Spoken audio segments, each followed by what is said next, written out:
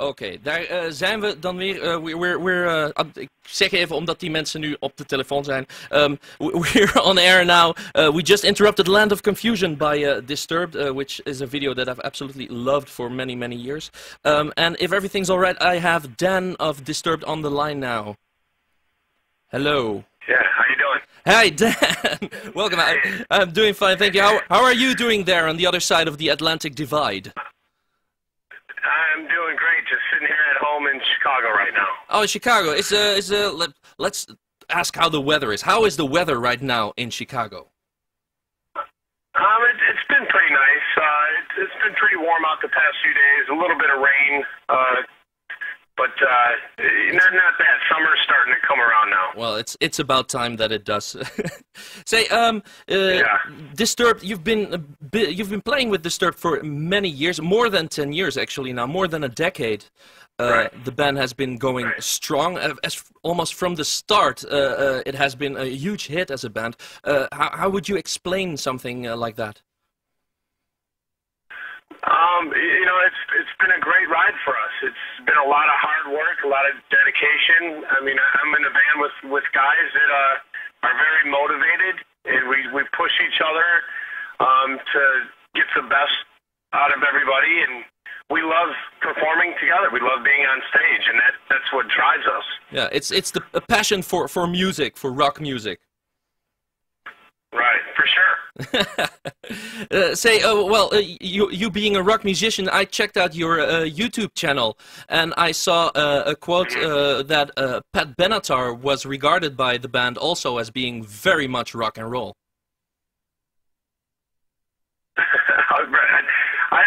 heard about that clip. I didn't see it, but yeah, I know that obviously Pat Benatar, she was kind of this short little woman that had so much power to her and so much conviction in what she was doing, and I had to respect her for that. She she fronted a rock band back then, and she was had an attitude with her delivery. Yeah. So, and the Sickness is being released now in a 10th anniversary edition, because the album was originally released 10 years ago. How do you look back on that album? I'm still a bit in shock that the past 10 years, looking back, it seems like it went by fast for me now. But I'm very proud of that album. It obviously is the one that put us on the map. It just came out, the right songs at the right time, and everything just seemed to work out good for us on that. And it helped us build our career off of touring hard off of that album and just finding a fan base that connected with those songs. Yeah.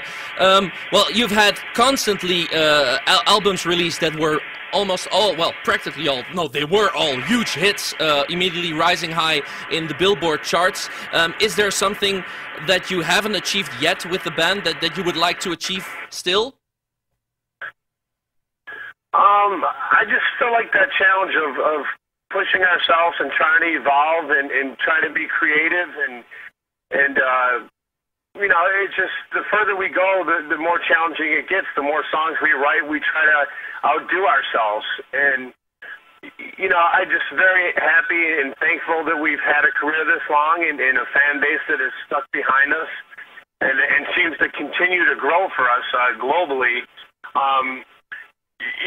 It's a nice accomplishment there. I mean, anything that comes along on top of that is bonus, but for us to maintain a career this long and still going strong, that's a great accomplishment right there. Yeah, because, well, obviously 10 years ago when you started out, you were all 10 years younger, and then everybody who starts out has this youthful naivety that gives extra power to do something. Is after 10 years, do you feel that young people are taking over rock and roll, or is it still your play field?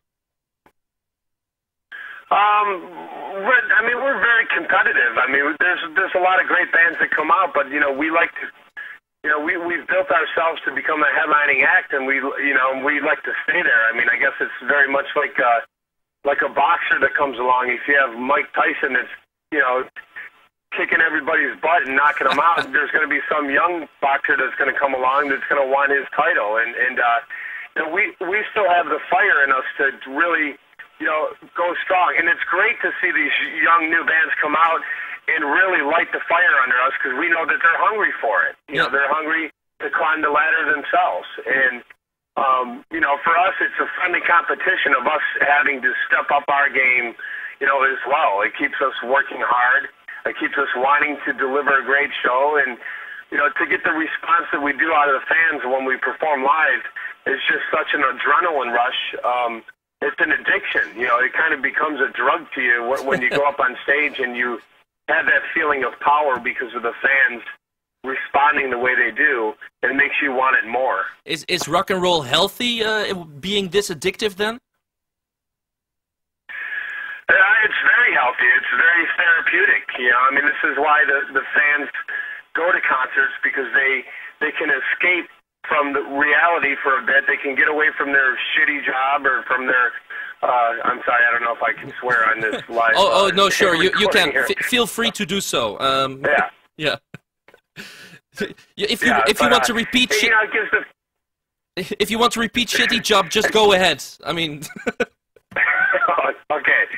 Well, yeah, they give them a chance to get away from their shitty jobs or anything that's going on in their life that may, you know, be a bit depressing, whether they're going through a bad relationship or a bad breakup or just don't, you know, enjoy things. It gives you a chance to go out and forget about all that for a couple hours and just really get lost in the music and enjoy the moment, you know. And same for us. When we hit the stage, I'm not thinking about, you know, other things that, you know, that may be, you know, depressing or going bad in your lives. You go up there and you get to let loose and enjoy that moment. Yeah. You'll have a DVD out called A Decade of Disturbed. What actually is this DVD about? It's just a documentary kind of covering our whole career. We've brought a videographer out with us on the road from day one.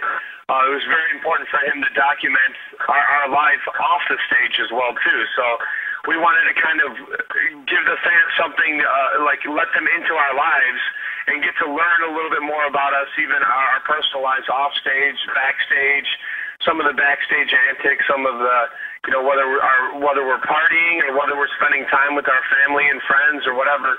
It's a little bit of everything, just kind of documenting, you know, the past 10 years. Yeah. And well, that's the past. Then, is there a new album coming? Our fans in Belgium might be eager to know.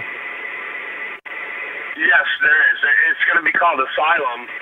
We just finished recording it over the winter here in Chicago, and we finished the mix about a few weeks ago, and we're hoping it'll come out probably August or September, the latest. August or September.